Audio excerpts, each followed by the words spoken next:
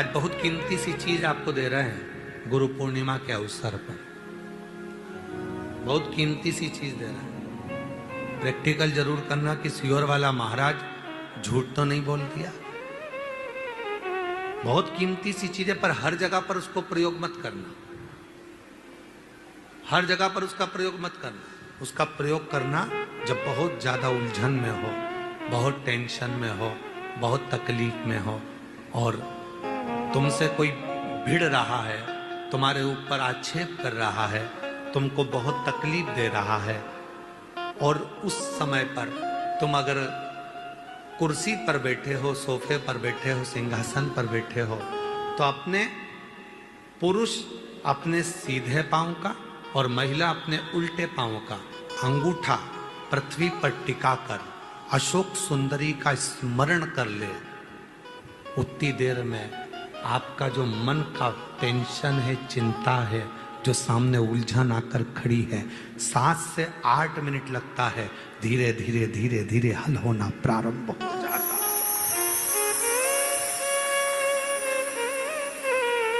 मां त्रिपुरा सुंदरी जब माता अशोक सुंदरी के स्वरूप का दर्शन करी, मां त्रिपुरा सुंदरी जब मां अशोक सुंदरी के स्वरूप का दर्शन करी, विद्या महाविद्या माता त्रिपुरा सुंदरी स्वरूप का दर्शन करें, अशोक सुंदरी।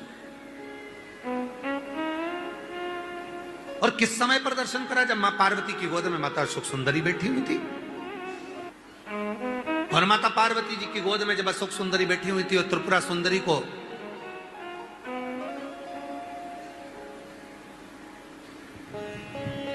मां जगत जननी जगदम्बा अम्बा ने अब उस विद्या को स्मरण किया और माता त्रिपुरा सुंदरी ने जब अशोक सुंदरी का दर्शन किया, देखा, देखकर क्या दूं मैं इसको? मातृ शक्ति की गोद में जो बैठी है उसको क्या दिया जाए?